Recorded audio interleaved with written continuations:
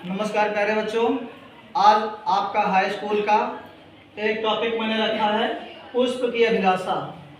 बहुत ही important topic है पुष्प की अभिलाषा, और ये आपका जो है क्लास 10th में बार बार पूछा जाने वाला ऑब्जेक्ट है, और इसको जो है माखनलाल चतुर्वेदी ने लिखा है। माखनलाल चतुर्वेदी, तो सबसे पहले ध्यान दीजिए, वो कहते हैं यहाँ पर एक पुष्प की क्या अभिलाषा है। पुष्प क्या चाहता है?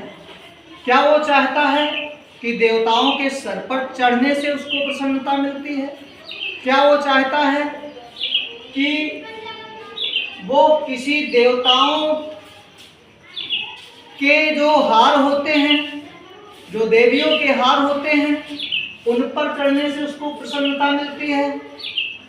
अथवा उसको वास्तविक प्रसन्नता कहाँ मिलती है, ये यहाँ पर बताना चाहता है। तो बहुत अच्छी कविता है बेटा कि चाह नहीं मैं सुरबाला के गहनों में गूंथा जाऊं, चाह नहीं प्रेमी माला मैं बिन प्यारी को ललचाऊं, चाह नहीं सम्राटों के सौ पर हे हरिडाल आ जाऊं, चाह नहीं देवों के सिर पर चढ़ूं भाग्य पर इठलाऊं, मुझे तोड़ लेना वनमाली उस पथ में देना तुम फेंक, मातृभूमि पर शीश चढ़ाने जिस पथ जावे वीर अनेक। तो ध्यान दीजिए, सर्वप्रथम आप कोई भी कविता पढ़ें तो उसका सबसे पहले आप संदर्भ लिखना जानिए।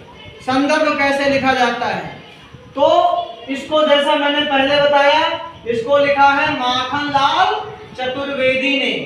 माखनलाल चतुर्वेदी की रचना है ये। माखनलाल चतुर्वेदी ने इसको लिखा। तो संदर्भ में आप लिखेंगे प्रस्तुत पंक्तियां। आप क्या लिखेंगे?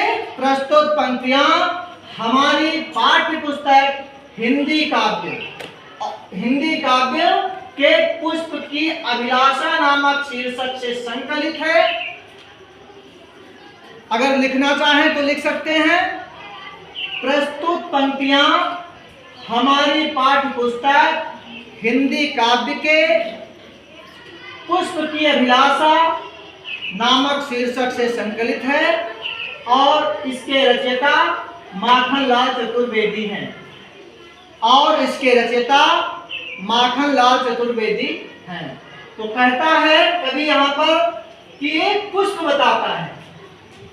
पुष्प कहता है कि मेरी ये चाहत नहीं है, अर्थात मैं ये नहीं चाहता हूं, मैं ये नहीं चाहता हूं कि मैं किसी सुरबाला, सुर मीन्स देवता, बाला मीन्स उनकी पुत्रियां, तो हम कह सकते हैं देवियां, ठीक है, वो नहीं चाहते हैं, यानी पुष्प नहीं चाहता है कि वो किसी देवी के गहनों में गूंथा जाए। जो देवियां जो हार पहनती हैं उनके हारों में वो गूंथा जाए, ऐसा पुष्प नहीं चाहता।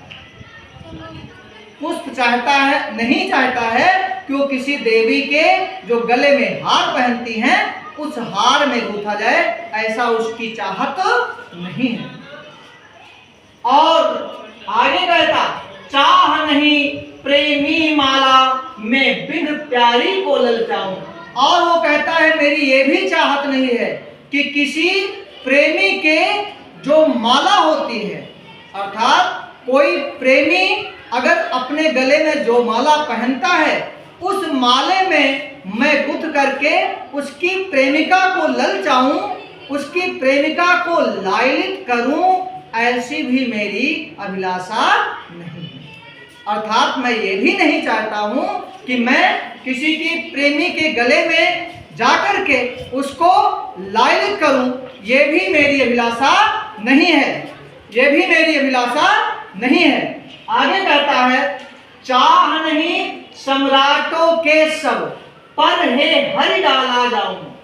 पुष्प ये भी कहता है कि हे ईश्वर, मेरी ये भी इच्छा नहीं है कि मैं राजाओं के जो शव होते हैं, क्योंकि आप लोग जानते हैं ना, जब मनुष्य का गोलोक में गमन होता है तो उसके मृत्यु पश्चात शव पर पुष्प चढ़ाने के लिए लोग आते हैं, तो कहता मैं ऐसा पुष्प बनूं, ऐसी भी मेरी चाहत नहीं है। चाह नहीं सम्राटों के शव पर हे हरि डाला जाऊं, अर्थात मेरी ये भी चाहत नहीं है कि मैं राजाओं के जो शव होते हैं उन पर मुझे चढ़ाया जाए, ऐसी भी मेरी इच्छा नहीं है।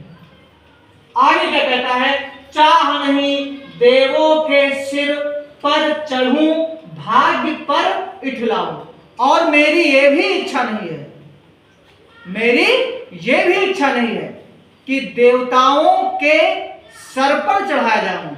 लोग पूजा करने जाते हैं ना, तो पूजा करने में क्या करते हैं, देवताओं को खुश करने के लिए सारे फूल तोड़ लेते हैं, अपने घर के बाद में तोड़ते, पड़ोसी घर के पहले तोड़ते हैं और देवताओं पे चढ़ा देते हैं। तो पुष्प कहता है मेरी ये भी इच्छा नहीं है कि मैं अपने भाग पे बड़ा प्रसन्न हूं कि मैं तो देखो देवताओं के सर पर रखा गया हूं। वो कहता नहीं, मेरी ये इच्छा नहीं है। कहता है चाह नहीं देवों के सिर पर चढ़ूं, अर्थात मैं नहीं चाहता हूं कि देवताओं के सिर पर चढ़ा जाऊं और अपनी किस्मत पे इठलाऊं, अर्थात प्रसन्न हो जाऊं।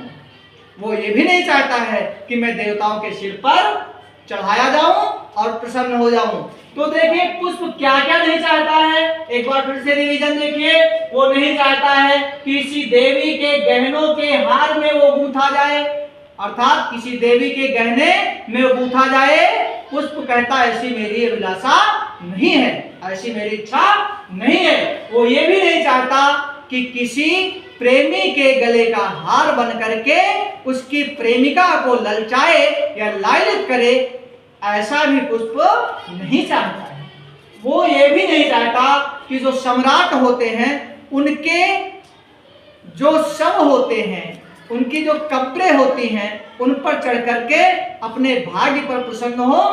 पुष्प ऐसा भी नहीं चाहता है। कहता है हे भगवान, मैं ये भी नहीं चाहता हूं कि मैं सम्राटों के सर पर चढ़ करके अपने किस्मत पे नाज करूं। और कहता चाह नहीं देवों के सिर पर चढ़ूं, भाग्य पर इठलाऊं। वो ये भी कहता है कि मेरी इच्छा ये भी नहीं है कि देवताओं के सिर पर चढ़ूं और अपने किस्मत पे नाज करूं। तो चाहता क्या है पुष्प? भाई इतनी बातें पुष्प कहता है, ना तो मुझे प्रेमी के गले का हार बनना, ना तो किसी देवी के गले में गूंथा जाना है, ना देवताओं के सर पर चढ़ना मैं अपना भाग्य समझता हूं। तो चाहता क्या है? देखिए बड़े शिद्दत से बात करता है कि मुझे तोड़ लेना वनमाली, अर्थात हे मुझको सिंचित करने वाले वनमाली, मुझको तोड़ लेना और जाकर के उस रास्ते में फेंक देना, उस पथ में देना तुम फेंक। मुझे किसी देवता के सर पे नहीं चढ़ना है, मुझे किसी देवी के गले का हार का गहना नहीं बनना है, मुझे किसी राजा के कब्र पर नहीं चढ़ना है, और मुझे देवताओं के सर पर नहीं चढ़ना है। मुझे तोड़ देना, उस रास्ते में फेंक देना जिस रास्ते पर इस मातृभूमि पर बलिदान होने के लिए, अपने सर को चढ़ाने के लिए, जिस पथ पर अनेक प्रकार के वीर जाते हैं, अर्थात जिस पथ में वीर अनेक, जिस पथ पर लोग जाते हैं। कौन जाते हैं? सैनिक जाते हैं, मातृभूमि से प्यार करने वाले जाते हैं, जिनको अपने मातृभूमि से प्यार होता है। जिस रास्ते से वो गुजरते हैं, अपनी मातृभूमि की रक्षा के लिए, शहादत होने के लिए गुजरते हैं, उसी पथ पर फेंक देना, ऐसा वो कवि चाहता है। तो ये आपकी माखनलाल चतुर्वेदी की पुष्प की अभिलाषा रचना है। बच्चों यहाँ पर थोड़ा सा बात करना चाहूंगा कि इसमें अगर एग्जामिनर आपको दे करके पूछता है इसमें कौन सा रस प्रयुक्त हुआ है, तो आप इसमें चूंकि पढ़ने से हमारे मन में उत्साह जागृत हो जाता है कि मुझे तोड़ लेना वनमाली, उस पथ पर तुम देना फेंक। उत्साह जागृत होता ना, तो जहाँ उत्साह जागृत होता कौन सा रस होता है? कौन सा रस होता है? वीर रस होता है। कौन सा रस होता है? तो यहाँ पर रस कौन सा बच्चों? वीर रस। यहाँ पर कौन सा रस प्रयुक्त हुआ है? वीर रस।